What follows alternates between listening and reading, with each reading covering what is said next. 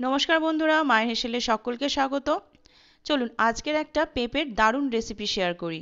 একদম নতুন পেঁপের এই রেসিপিটা। যারা বাড়িতে পেঁপে খেতে একদমই পছন্দ করেন না, এই রেসিপিটা একবার বানালে চেটে পুটে খাবেন পেঁপের এই রেসিপিটা, প্রমিস করতে পারি। তো রেসিপিটার নাম হলো দুধ পেঁপে। দারুণ খেতে লাগে এই পেঁপের রেসিপিটা।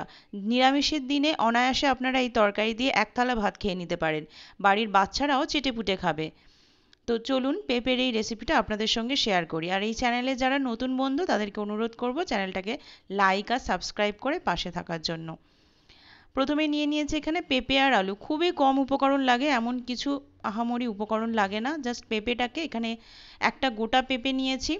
পেঁপেটাকে এরকম ডুমো ডুমো করে পাতলা করে কেটে রেখেছি। আর এক সাইডে নিয়েছি একটা আলু, একটা বড় সাইজের আলু নিয়েছি, ডুমো ডুমো করে পাতলা করে কেটে রেখেছি, ঠিক পেঁপের মতোই। এখানে কড়া বসিয়ে দিয়েছি। কড়াইতে দিয়ে দিলাম সর্ষের তেল, রান্নাটা সর্ষের তেলেই হবে। তেলটা যখন গরম হয়ে যাবে দিয়ে দিলাম 1 চামচ মতো কালো জিরে আর তেজপাতা। কালো জিরে ফোড়ন আর তেজপাতাটা একটুখানি ভেজে নেবো। যখন সুন্দর গন্ধ আসবে দুটো চেরা কাঁচা লঙ্কা দিয়ে দেবো।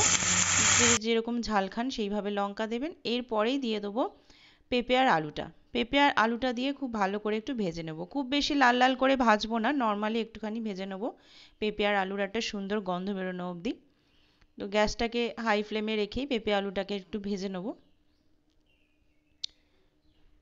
পেঁপে দিয়ে অনেক সুন্দর সুন্দর রেসিপি হয়, তার মধ্যে এই একটা নতুন রেসিপি আপনাদের সাথে শেয়ার করছি।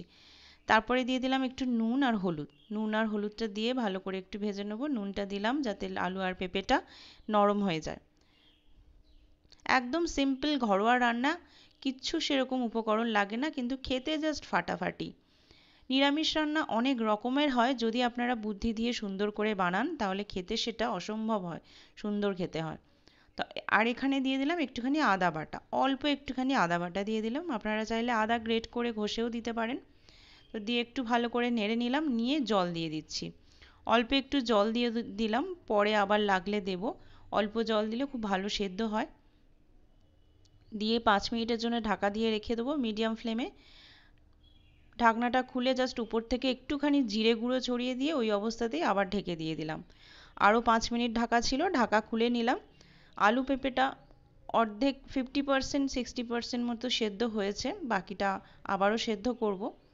তো এবারে দিয়ে দেবো যেটা, সেটা হচ্ছে 1 কাপ মতো গরম দুধ। কাঁচা দুধ দেবেন না, ফোটানো দুধ দেবেন, ঠান্ডা হলেও চলবে। 1 কাপ মতো, চায়ের কাপের 1 কাপ দুধ দিয়ে দিলাম। দিয়ে এটাকে মিডিয়াম ফ্লেমে রেখে সেদ্ধ হতে দেবো। তো দুধের যে কাপে করে দুধ দিয়েছিলাম ওই কাপটা ধুয়ে আর একটুখানি জল অ্যাড করে দিলাম। যেহেতু এটা গামাখা হবে তা খুব শুকনো হলে ভালো লাগবে না। উপর থেকে কয়েকটা গোটা কাঁচা লঙ্কা ছড়িয়ে দিলাম ফ্লেভারের জন্য। তো আরও 2 মিনিটের মতো ঢাকা দিয়ে রেখেছিলাম। ঢাকনাটা খুলে দিলাম, একটু মাঝে মাঝে খুলে খুলে দেখে নিতে হবে।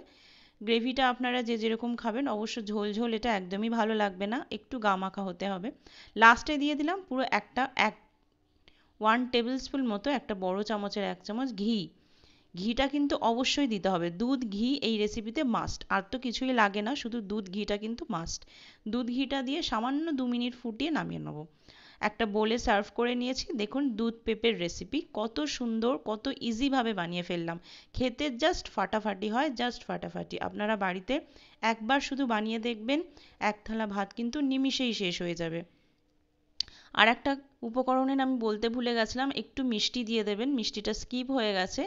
মিষ্টি না দিলে কিন্তু দুধ পেঁপেটা খেতে ভালো লাগবে না। তো এই হলো আমার আজকেকার সিম্পল দুধ পেঁপের রেসিপি। যদি ভালো লেগে থাকে একটা লাইক করে দেবেন, সাবস্ক্রাইব করবেন, কমেন্টে জানাবেন কেমন লেগেছে। সাবস্ক্রাইব করে পাশে থাকা বেল আইকনটা অবশ্যই টিপে দেবেন, যাতে পরবর্তীকালে নতুন কোনো রেসিপি আপলোড করলে তার নোটিফিকেশান আপনাদের ফোনে আগে চলে যায়।